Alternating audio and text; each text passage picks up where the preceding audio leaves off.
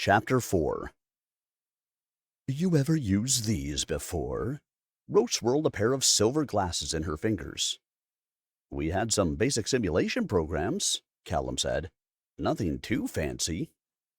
The room was comprised of white panels. Not only were they all on all four walls, but the squares covered the floor and ceiling as well. One pane was different from the others. Zedek, Vlad, and three other people sat behind a clear window. Other than him and Ro, the room was empty. Then I'm sure you're going to have some fun in here. She passed him the glasses and produced a pair of her own. We'll start off easy. If something moves, shoot it. If you shoot me, I'll get a little shock, which is annoying, so don't do that. He inspected his equipment. Right. Got it. Zedek's voice resounded through the earpiece Callum had slid into place before entering the room. We'll be running a number of different scenarios. No matter what you see, stay calm and attack the enemies. Stay calm? He repeated. It's just a simulation, right? Yes, but we're taking note of several different factors, he said. Any damage you would have sustained were the situation real will be recorded on your sensors. Agent Bernard will be standing by should you get overwhelmed. Ro cocked her pistol and grinned. Let's pretend to kill stuff. Callum donned the lightweight eyewear and lifted his own weapon. The lit panels dimmed before projecting a scene into the room. The sands stretching in front of him were reminiscent of the desert surrounding CERN. Notably different were the trees, bushes, and other assorted greenery dotting the landscape. He would have marveled at the complexity of the artificial setting, but the soft patter of footsteps approaching distracted him. A feline creature with dusty taupe fur appeared from behind a shrub. It lunged at him, and he fired the gun. A burst of energy exploded forth from the barrel and struck the animal in the head. The large cat slumped to the ground from the impact, unmoving. He heard a low growl behind him. Spinning around, he pulled the trigger twice in rapid succession. Two more animals fell, splayed across the sand. Every time he heard a noise, his instincts took over, and he discharged his weapon at the source. The projection shimmered, and the bodies vanished. A dark spot appeared on the horizon, growing larger as it came closer. When Callum could discern the details, he recognized the shape as a robotic drone, similar to those he'd seen dispatched by Charatar's forces. The streamlined figure dodged the first blast from his gun and increased its speed. He recovered from the miss and fired again. The first two shots slowed his opponent, while the third succeeded in knocking it down. A faint whirring sounded in his ear, and he dove out of the way, landing on his stomach as another drone raced past him. The robot turned around in a narrow arc, hurtling toward him again. He rolled over and sprang to his feet, shooting at his foe. It pitched forward, its head landing inches from the tips of his boots. He didn't have long to reflect on its close proximity before the next one launched its attack. When dozens of drones littered the field, the phase ended.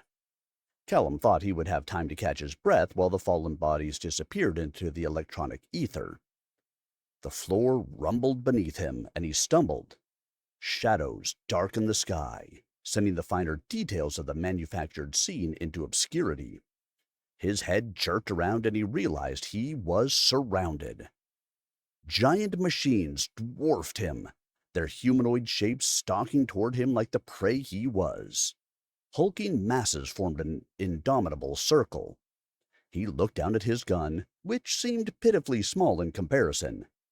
Though he knew it was nothing more than a well-designed illusion, his pulse raced, throbbing in his temples. A door on the chest of one of the machines slid open. He avoided the beam of light shooting forth from the cavity, but he didn't move fast enough. The bolt struck him in the ankle. "Ow!" he said, though it stung more than anything else. He fired the flimsy handgun, first at the one shooting at him, and then at the others. It did nothing to stop the advancing robots. He crouched down and scrambled between the legs of the nearest enemy before they closed in on him. Ro sat on a nearby rock, her chin resting on her hand as she watched him escape from the simulated aggressors. A click signified another blast was coming, and he darted to the side. "What do I do?" he asked her from the ground. She shrugged. Callum stood up and ran, trying to put as much distance between him and the enormous machines as possible. Forgetting he fought in an enclosure, he was surprised when a wall prevented him from getting very far. "Damn it!" he muttered, rubbing the shoulder that had taken the brunt of the impact. Another bolt of light struck the wall above him, reminding him he couldn't stand still for too long. Shaking off the jolt, he was on the move once more. He couldn't run laps around the room forever, ducking and dodging attacks, and wondering how long they were going to let the simulation proceed. Risking a glance behind him, he saw the robots had formed a single-file line as they followed his path and hunted him down. An idea flickered to life. The next time he passed Ro, he snatched the gun from her hand. "Hey!" she squealed. Ignoring her outburst, he broke into a sprint, keeping in mind the markings designating the walls that had escaped his memory earlier. When he'd gotten as far as he could possibly go, he turned around and raised both pistols. Aiming for the center of the leader's body, he pulled the triggers over and over, as fast as his fingers would allow. The first robot kept moving toward him, though it was slowed by the rapid bursts of energy. Behind him, the others continued at the same pace. The next in line crashed into Callum's target, followed by the one behind it. The collision rippled down to the last one, and it was too late for them to change course. They crashed to the floor in a tangle of metal and wires, no longer a threat. The desert panorama shifted, and the panels returned to their original blank state. Ro removed her glasses, and he did the same. "Shit, Callum," she said, her default smirk returning. "Zedek wasn't messing around when he installed all those swanky equipment on you." He wiped one side of his forehead. "What do you mean?" "As far as I know, you're the first person to survive to the end of this particular sequence on his first try." A door opened behind them, preventing him from asking further questions. Zedek entered the room with his faithful assistant in tow. "Very interesting, soldier," he said. "Very interesting indeed." "Ro was telling me—" "Yes, I heard. And she is, in fact, correct." He paced in front of Callum. "You're meeting our expectations, reaching the goals we set when we first began our research a long time ago. Your reflexes, your reaction time, your responses to stimuli the normal human body wouldn't be able to perceive." "It's astounding," Vlad said. "I mean, everything is going as we predicted. But to see it with my own eyes is an incredible experience." Callum wasn't convinced he'd done anything out of the ordinary.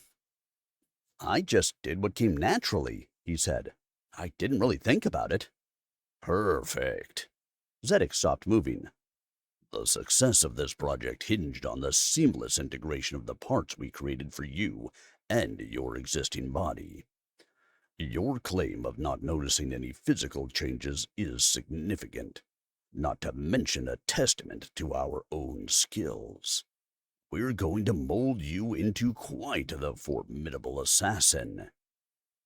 Every time the doctor spoke, Callum felt he was one step behind everyone else in the room. That is your ultimate plan?" "Well, yes." Zedek raised an eyebrow. "We're in a war zone, in case you forgot. Don't tell me you've never killed anyone before, because I know it's not true." He conceded the point with a silent nod. "Not everyone is fighting for power and land. They're fighting for the technologies to help them achieve their goal." A muscle in his jaw twitched. "There are also those out there who oppose my organization and pose a threat to the way we conduct business. You will serve multiple purposes." Arguing seemed pointless. Who am I going to be killing? Zedek chuckled. How quickly we changed your mind. Let's not get ahead of ourselves today. There are still plenty of things we need to do before we start sending you on missions. Callum sighed. Answers were not always easy to come by with his new associates. Fair enough.